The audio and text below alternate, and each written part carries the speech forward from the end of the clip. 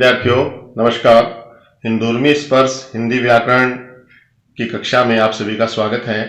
आज की कक्षा में हम वाक्य का विषय लेकर के आए हैं, उसका अध्ययन करेंगे।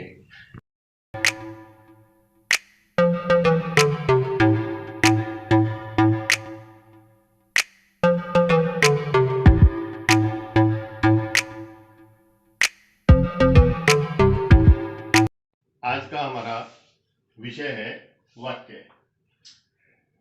वाक्य से तात्पर्य है हमारे जीवन में विचारों का संप्रेषण यानी आदान प्रदान।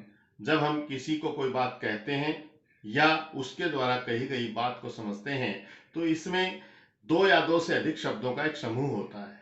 जैसे कोई आकर के हमें बाहर से कहे कि नदी के किनारे किनारे गाय जा रही है, तो ये बात हमारे सबके समझ में आई है।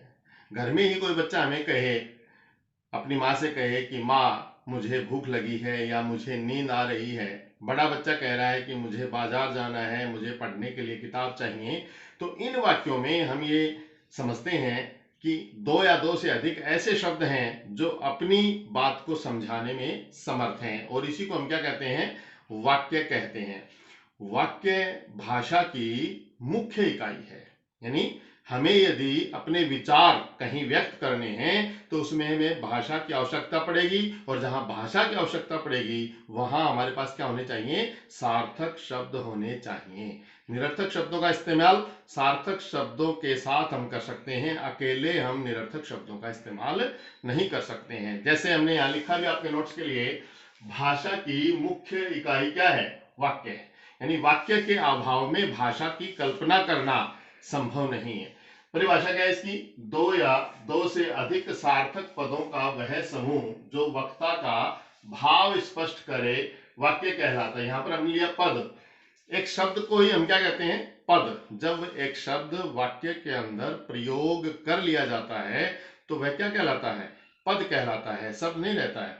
और वक्ता किसी बात को कहने वाला क्या कहलाता है, बोलने वाला वक्ता कहलाता है। अक्सर क्या होता है कि हम बहुत ही छोटा वाक्य कह करके अपनी जो बात है उसको स्पष्ट कर देते हैं। जैसे हम पूरी बात ही नहीं कहते। कई बार हमारे से किसी ने आगे पूछा, भाई तुम कहाँ गए थे, तो हम क्या कहते हैं, बाजार, स्कूल। अभी माँ ने कहा, अजी सुनिए। अब सुनिए और बाजार ये दो एक एक शब्द ही हैं, लेकिन इनके पीछे एक पूरा वाक्य छिपा हुआ है। तो यहां भी हमें ये बात समझनी चाहिए कि एक वाक्य का जो अंश कट गया है, जो हमने नहीं कहा है, उसे क्या कहते हैं, और जो हमने कहा है उसे क्या कहते हैं। देखिए, प्राय हम अपनी बात पूरे वाक्य में कहकर एक शब्द में या आंशिक रूप में कह देते हैं, तो वाक्य का छूटा हुआ अंश क्या कहलाता है, अध्याहार। यानी अभी जो हमने उदाहरण दिया था कि तुम कहां गए थे, उसका जवाब हमने क्या दिया, बाजार, यानी एक शब्द। अब इसका पूरा वाक्य क्या बनता है कि मैं बाजार गया था। तो जो छूट गया वाक्य का जो हिस्सा, वो क्या कहलाएगा, आपका अध्याहार। और जो तुमने बाजार शब्द कहा था वो आपका क्या है, लघु वाक्य। यानी एक शब्द भी पूरे वाक्य का अर्थ देने में सक्षम है। जैसे मैंने कुछ यहां उदाहरण लिखे हैं, सुनिए, बाजार, जाओ, धन्यवाद। ये ऐसे एक एक शब्द हैं जो पूरे पूरे वाक्य का क्या करते हैं, अर्थ देते हैं। जैसे आप मेरी बात सुनिए। अब यहां खाली हमने क्या कर दिया, सुनिए शब्द से ही अपना क्या कर दिया, वाक्य कह दिया। तो ये जो हिस्सा है इसका छूटा हुआ, आप मेरी बात, ये आपका अध्याहार कहलाएगा, और सुनिए आपका क्या हो जाएगा, लघु वाक्य। ऐसे ही तुम कहां गए थे, जवाब क्या आया, बाजार। जवाब क्या आना चाहिए था, मैं बाजार गया था। तो यहां पर बाजार आपका लघु वाक्य है, और जो छूट गया है वो आपका क्या है, अध्याहार कहलाएगा। जाओ, मैं घर जाऊं, जवाब क्या आया, जाओ। तो जाओ आपका क्या है, लघु वाक्य है, और जवाब होना चाहिए था इसका क्या, कि तुम घर जाओ। धन्यवाद, ये तो बड़ा इतना सामान्य और बड़ा पॉपुलर शब्द है। जब भी हम किसी को धन्यवाद देते हैं तो खाली धन्यवाद कह करके काम चला लेते हैं, जबकि पूरा वाक्य क्या, आपका बहुत बहुत धन्यवाद। तो यहाँ पर धन्यवाद के अलावा जो छूटा हुआ वाक्य है, ये आपका क्या कहलाएगा, अध्याहार कहलाएगा। और धन्यवाद आपका क्या कहलाएगा, लघु वाक्य के लिए। वाक्य में कितने अनिवार्य तत्व होते हैं इसकी जानकारी हमें वैसे चाहिए। वाक्य में 6 अनिवार्य तत्व होते हैं। नंबर 1 सार्थकता, नंबर 2 योग्यता, नंबर 3 पदक्रम, नंबर 4 आसक्ति, 5 आकांक्षा और 6 अन्विति। यानी ये 6 तत्व एक वाक्य के अंदर निहित हैं तो वो वाक्य अपना अर्थ संपूर्ण रूप से देने में सक्षम होगा, समर्थ होगा। तो पहला जो इसका तत्व है सार्थकता, वो हम यहां पढ़ते हैं। सार्थकता का अर्थ क्या होता है, एक वाक्य के अंदर प्रयोग किए गए सभी शब्द क्या होने चाहिए, सार्थक होने चाहिए।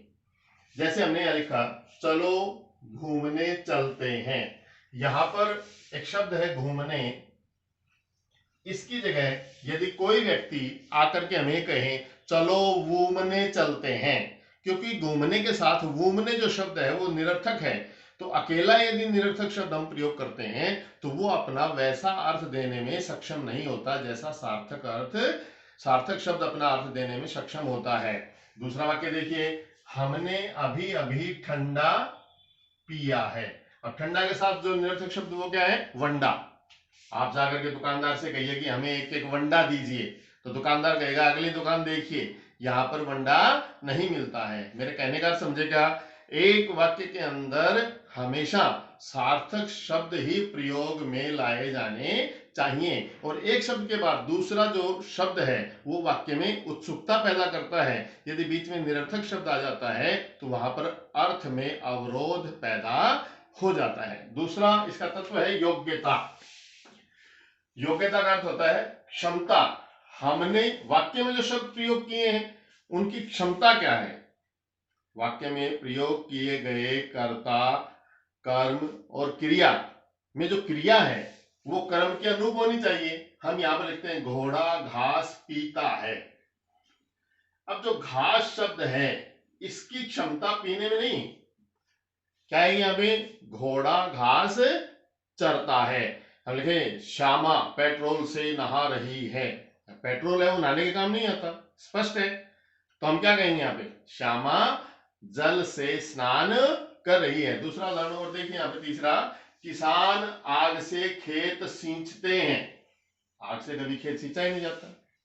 तो यहां पर हमारा सारे सार्थक शब्द होने के बाद भी ये जो कर्म के साथ जो क्रिया के साथ जो क्षमता है शब्दों की, ये अशुद्ध होने के कारण वाक्य अपना अर्थ देने में सक्षम नहीं रहता है। तो इसलिए वाक्य में प्रयुक्त कर्म के अनुरूप या कर्ता के अनुरूप क्रिया की क्षमता होनी चाहिए, नहीं तो वाक्य अर्थ नहीं देगा। तीसरा है पदक्रम, माने क्रमबद्धता।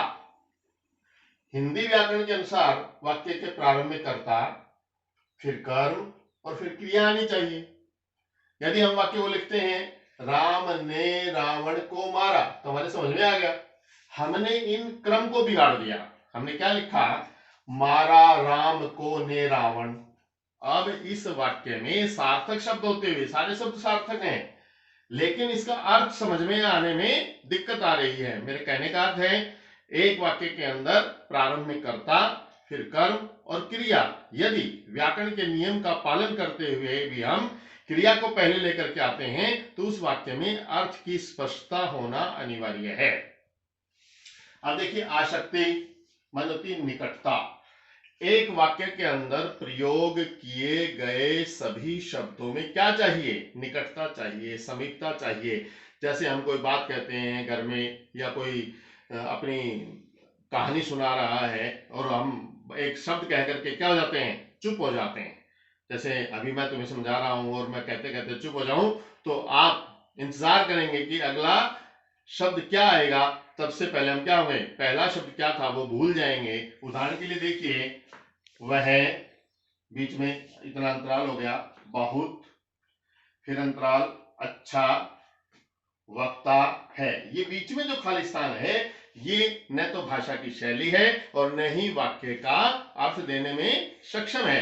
यदि हम इसको लिखें वह बहुत अच्छा वक्ता है, हमने चुटकुला भी सुना होगा, जो अकला व्यक्ति होता है वो बात को करके कहता है, तब तक तो घटना क्या हो जाती है, घटित हो जाती है। इसलिए वाक्य के अंदर शब्दों में क्या चाहिए, समीपता चाहिए। जहां शब्द सामीप्य होगा, निकटता होगी, वही वाक्य अपना पूरा अर्थ देने में सक्षम। वाक्य का अगला तत्व है आकांक्षा। आकांक्षा का अर्थ है चाह। जब हम कोई वाक्य पढ़ते हैं या सुनते हैं तो उसमें हमारी जो उत्सुकता है वो बढ़ जाती है। यानी एक वाक्य को पढ़ने या सुनने के बाद उसमें अर्थ स्पष्टता हो जानी चाहिए। कोई ऐसा शब्द या कोई ऐसी पूरक की आवश्यकता उसमें जो बनी रहती है जो पूरा अर्थ देने में समर्थ नहीं होती। जैसे एक वाक्य यहाँ लिखा हमने, मजदूर सुबह से खोद रहे हैं। अब इसमें देखिए, इसमें सार्थक शब्द हैं सारे, योग्यता भी है इसके अंदर, पदक्रम भी है इसके अंदर और आसक्ति भी है इसके अंदर। लेकिन अब सुबह से खोद रहे हैं, यहां पर एक ऐसा शब्द, एक ऐसा पूरक आना चाहिए जो इस वाक्य का अर्थ स्पष्ट कर सके। यदि हम यहां लिख देते हैं कि मजदूर सुबह से खड्डा खोद रहे हैं, तो ये हमारा स्पष्ट हो जाता। लेकिन एक पूरक के चाह इस वाक्य में यहां क्या है, बनी हुई है। तो ऐसा यदि वाक्य होता है तो उसमें आकांक्षा के गुण की क्या मानी जाती है, कमी मानी जाती है। तो वो पूरी होनी चाहिए। मैं बड़ा होकर बहुत अच्छा बनूंगा। दूसरा उदाहरण देखिए, आपके सारे वही गुण इसके अंदर विद्यमान है जितने हमने किए, सार्थकता, योग्यता, पदक्रम, आसक्ति। लेकिन पांचवा जो गुण है आकांक्षा, आप बड़े होकर क्या बनेंगे, बहुत अच्छे क्या बनेंगे, नेता बनेंगे, डॉक्टर बनेंगे, इंजीनियर बनेंगे, वकील बनेंगे। एक ऐसा पूरक यदि हम यहाँ लगा देते हैं तो हमारी जो चाह है वो यह क्या हो जाती है, यहाँ पर पूरी हो जाती है और वाक्य अपना अर्थ देने में सक्षम हो जाता है। वाक्य का छठा जो तत्व है अन्विति माने मेल। एक वाक्य के अंदर कर्ता, कर्म और क्रिया के साथ साथ लिंग, वचन और कारक का आपस में अन्वय होना चाहिए। कर्ता, कर्म और क्रिया को आपस में जोड़ने के लिए लिंग, वचन और कारक, इनका आपस में क्या होना चाहिए, अन्वय होना चाहिए। यदि ऐसा नहीं है तो वाक्य अपना अर्थ तो देगा लेकिन ऐसा नहीं देगा। उदाहरण देखिए, मैंने ये खिलौना 10 रुपया में खरीदी है। अब देखिए यहाँ पे मैंने एक वचन, ये एक वचन और बहुवचन दोनों में, खिलौना एक वचन, 10 रुपया, 10 हो गए यहाँ पे बहुवचन में और रुपया एक वचन में। अब खिलौना पुल्लिंग है और क्रिया क्या है, खरीदी, स्त्रीलिंग में है। तो यहां पर इनका आपस में जो अन्वय है वो नहीं है। नीचे इसी का उदाहरण देखिए, मैंने यह खिलौना 10 रुपए में खरीदा है। ऐसा यदि हम लिखते हैं तो ये वाक्य पूरा अर्थ देने में सक्षम हो जाता है। और इस प्रकार इस वाक्य के अंदर जो वाक्य के 6 तत्व हैं वो 6 के 6 विद्यमान हैं। यानी 6 तत्वों से युक्त जो वाक्य है वही अपना पूरा अर्थ देने में सक्षम है। वाक्य के आवश्यक तत्व के बाद अब पढ़ेंगे वाक्य के आवश्यक अंग। दोनों में अंतर है। वाक्य के 2 आवश्यक अंग होते हैं। नंबर 1 उद्देश्य और नंबर 2 विधेय। उद्देश्य क्या होता है, जब हम कोई बात कहते हैं तो उसमें हम किसी न किसी के बारे में बताते हैं। यानी एक वाक्य में जिसके बारे में कुछ कहा जाए या बताया जाए उसे हम क्या कहते हैं, उद्देश्य कहते हैं। और उद्देश्य के बारे में जो कुछ कहा जाए या बताया जाए उसे हम क्या कहते हैं, विधेय कहते हैं। देखिए, वाक्य में जिसके बारे में कुछ कहा जाए या बताया जाए उसे उद्देश्य कहते हैं। इसमें कौन कौन होता है, कर्ता, कर्ता का विस्तार। अब कर्ता का विस्तार में क्या क्या आएगा, विशेषण शब्द होगा, संबंध बोधक होगा या भाव बोधक उसके अंदर अव्यय होगा। अभी नीचे उदाहरण करेंगे जब समझ में आ जाएगा। विधेय, वाक्य में उद्देश्य के बारे में जो कुछ बताया जाए उसे हम क्या कहते हैं, विधेय। अब विधेय में क्या क्या होगा, कर्म होगा, कर्म का विस्तार होगा, क्रिया और क्रिया का विस्तार होगा। ये इसके समझने का एक तरीका है। अब एक उदाहरण लीजिए, मोहन बीमार है। इस वाक्य में हम किसके बारे में बता रहे हैं, मोहन। तो इस वाक्य में उद्देश्य क्या हो गया, मोहन। और मोहन के बारे में क्या बता रहे हैं कि वो बीमार है। तो यहां पर ये पूरा जो वाक्य है ये आपका क्या हो गया, विधेय हो गया। अगला वाक्य लीजिए, राम ने रावण को मारा। किसके बारे में बता रहे हैं हम, राम के बारे में। राम ने, ये हमारा उद्देश्य है। और रावण को मारा, ये हमारा क्या हो गया, विधेय हो गया। क्योंकि उसमें हम कर्म और क्रिया को ही विधेय में शामिल करेंगे। कर्ता जो रहेगा वो आपका किसमें शामिल रहेगा, उद्देश्य में शामिल रहेगा। अगला वाक्य देखिए, इसी वाक्य को बढ़ाते हैं हम। दशरथ पुत्र राम ने रावण को युद्ध भूमि में मारा।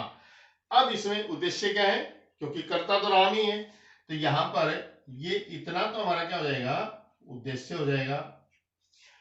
और रावण को मारा, रावण को युद्ध भूमि में मारा, ये हमारा क्या हो जाएगा, विधेय हो जाएगा। अब बचा है इसका हिस्सा, दशरथ पुत्र राम। ये क्या है, तो जैसे हमने यहां लिखा था कर्ता और कर्ता का विस्तार।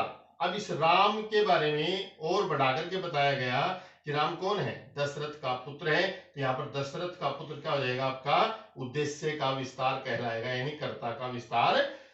और यहाँ पर रावण को युद्ध भूमि में, आपको कारक का ध्यान होगा तो मूल क्रिया तो हमारी क्या है, मारा, यानी विधेय तो यही है। लेकिन इसमें हम कर्म और इसको शामिल करते हैं। तो यहां से लेकर के रावण को, ये हमारा युद्ध भूमि में कर्म का विस्तार हो जाता है। और इस प्रकार से ये सारा विधेय कहलाएगा।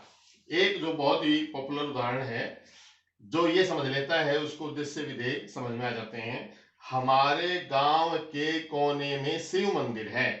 इस वाक्य में किसके बारे में बताया गया है।